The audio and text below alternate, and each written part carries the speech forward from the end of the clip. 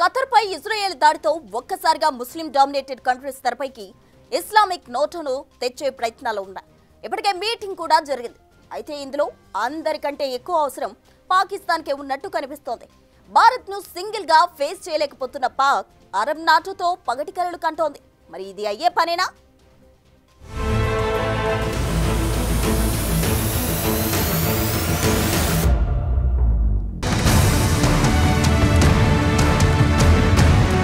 పాకిస్తాన్ ఎప్పటినుంచో నాటో మాదిరిగా ప్రపంచంలోని అన్ని ముస్లిం దేశాల ఆర్మీ పొలిటికల్ కూటమి ఏర్పడాలని కోరుకుంటుంది. ముఖ్య ఉద్దేశం ఏంటంటే ముస్లిం దేశంపై దాడి జరిగితే మిగతా సభ్య దేశాలన్నీ కలిసి దాడి చేసిన దేశానికి వ్యతిరేకంగా వ్యవహరించాలన్నది టార్గెట్. మిగతా దేశాల సంగతి తర్వాత.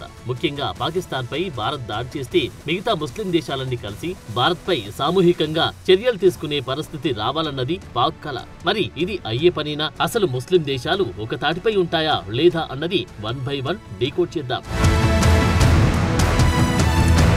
ఇస్లామిక్ అరబ్ నాటో ఏర్పాటు చేయాలన్నది కొత్త విషయం కాదు. 2015లో సౌదీ అరేబియా నేతృత్వంలో Islamic military counter terrorism coalition IMCTC ఏర్పడింది. ఇందులో 34 ముస్లిం మెజార్టీ దేశాలకు సభ్యత్వం ఉంది. ఇందులో Pakistan, Turkey, Saudi Arabia, Africa నుంచి చాలా దేశాలున్నాయి. అయితే ఈ గ్రూప్ లో చాలా దేశాలు అనుకున్నది ఏంటంటే ఇది ముస్లిం దేశాల ఐక్యత కోసం కాదు, ఇరాన్ దాని మిత్ర దేశాలను కంట్రోల్ చేయాలన్న ప్రయత్నంగానే చూస్తుంటాయి. ఎందుకంటే ముస్లిం మెజార్టీ దేశాల్లో చాలా అంతర్గత విభేదాలున్నాయి, కంటికి కనిపించని శత్రుత్వాలున్నాయి. ఎందుకు బెస్ట్ ఎగ్జాంపుల్ సౌదీ అరేబియాలో సున్నీ ప్రాబల్యం ఉంటుంది, ఇరాన్ లో షియాలు ఎక్కువగా ఉంటారు. సో వీళ్ళిద్దరికి పడదు, అందుకే పరోక్ష యుద్ధాలు జరుగుతూ ఉంటాయి. So geo political games Islamic countries మధ్యలో చాలా ఉన్నాయి.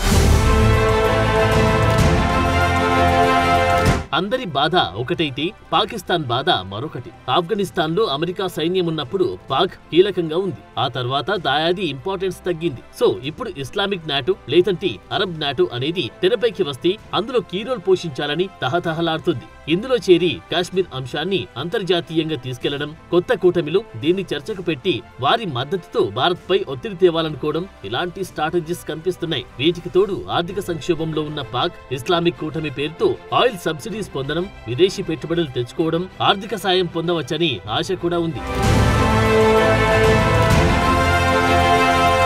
సో కొత్త ఇస్లామిక్ కూటమి ఏర్పడితే భారత్ పై ఎఫెక్ట్ ఎంత ఉందో చూద్దాం. గల్ఫ్ దేశాలకు భారత్ కీలక మిత్ర దేశం. ఇండియా నుంచి కార్మికులు ఎక్కువ సంఖ్యలో అరబ్ దేశాల్లో పనిచేస్తున్నారు. ఆయిల్ అండ్ గ్యాస్ ట్రేడ్ చాలా కీలకంగా ఉన్నాయి. సో మనం ఆయిల్ కొనడం మిడిల్ ఈస్ట్ కు ఎకనామికల్ గా ముఖ్యం. మనం ఆయిల్ కొనకపోతే ఆ దేశాలకే నష్టం. పైగా రష్యా చాలా చౌకగా చమురు అందిస్తుంది. ఏదైనా సహాయ నిరాకరణ చేస్తే మనం మొత్తం రష్యా వైపు టర్న్ అయ్యే ఛాన్స్ ఉంటుంది. సో అన్ని రకాలుగా కొత్త కూటమికే నష్టం. అటు భారత్ లో ముస్లింలకు భద్రత లేదు అన్న విషయాన్ని పాక్ ప్రొజెక్ట్ చేసే ఛాన్స్ కూడా ఉంటుంది. సో ఏ రకంగా చూసినా కొత్త కూటమి భారత్ ను టార్గెట్ చేయడం కలే. పాకిస్తాన్ ఆశించినట్లు భారత్ ను ఒంటరి చేయాలనుకోవడం అసాధ్యం.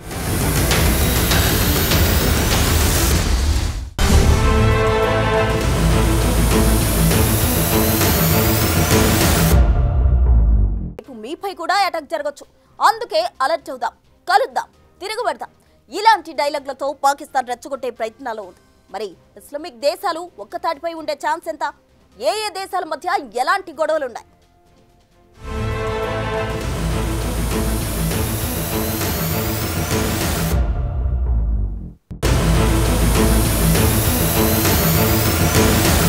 ఇజ్రాయెల్ తనకు నచ్చిన చోట దాడి చేస్తుంది, ఏది కావాలంటే అది చేస్తుంది. మరి చూస్తూ ఊరుకుందామా? ఇది ప్రతిపాదిత ఇస్లామిక్ నాటో కూటమి దేశాల మాట.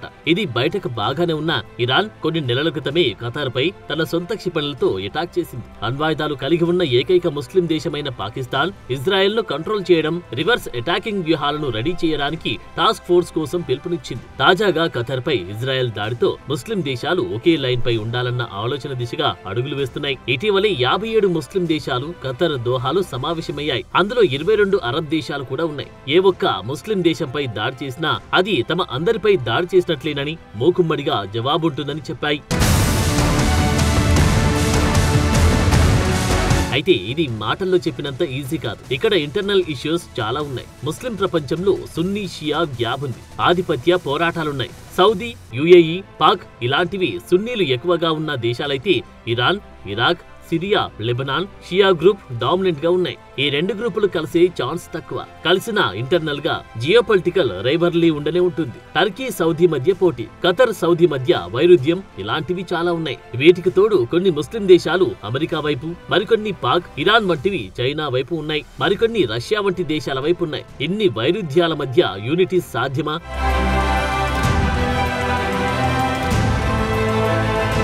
కలిసి నడిచేందుకు ఏ దేశాలు కూటమిగా ఏర్పడ్డా తప్పులేదు. కానీ కుట్రలు చేస్తామంటేనే కుదరదు. సౌదీ, ఈజిప్ట్, టర్కీ, ఇరాన్ కీలక పోటీదారులుగా ఉన్నాయి. ప్రతి దేశానికి రాజకీయ, భద్రత, ఆర్థిక ప్రయోజనాలున్నాయి. యుఎస్ కు మిడిల్ ఈస్ట్ లో ఖతర్, అల్ ఉదీద్, యుఏఈ, అల్ దఫ్రా, బహ్రెయిన్, 5th ఫ్లీట్ లో స్థావరాలున్నాయి. సో అమెరికాతో యుఏఈ, సౌదీ సంబంధాలు ప్రత్యేకంగా ఉంటాయి. వీటికి తోడు టర్కీ నాటో సభ్య దేశం. దీంతో నాటోకు వ్యతిరేక కూటములంటే వీళ్లు అనుకుంటున్న ఇస్లామిక్ నాటోలో పూర్తి తడాక చూపించే అవకాశం లేదు. ఖతర్, యుఏఈ, సౌదీ, కువైట్ మధ్య అంతర్గత విభేదాలున్నాయి.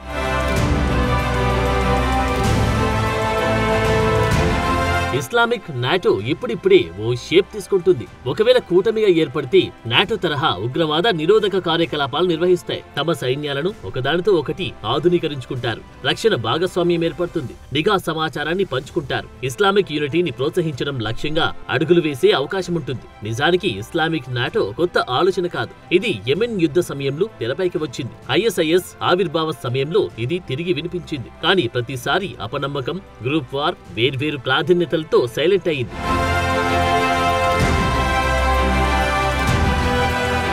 సో కైరోలో అరబ్ నాటో ఆఫీస్ ఏర్పాటు చేద్దామని ఈజిప్ట్ అంటుంది. ఈ ఇస్లామిక్ నాటోకు తాము 20,000 మంది ఆర్మీని అందిస్తామని, ఈజిప్షియన్ 4-స్టార్ జనరల్ ను తొలి కమాండర్ గా పెడతామని చెబుతుంది.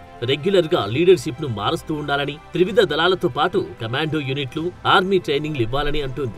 దీనికి పాకిస్తాన్, టర్కీ, ఇరాన్ ఓకే అంటున్నాయి. డిప్యూటీ కమాండ్ పాత్రలో సౌదీ అరేబియాను, నిధులు, లేటెస్ట్ కెపాసిటీల కోసం యుఏఈ, బహ్రెయిన్లను దింపాలని ఈజిప్ట్ అనుకుంటుంది. Saudi Arabia, Turkey, Iran, Iraq, Kuwait, Qatar, Egypt, Indonesia, Malaysia, Pakistan సహా 50కి పైగా దేశాలు అరబ్ నాటోలో భాగమయ్యే ఛాన్సెస్ కనిపిస్తున్నాయి.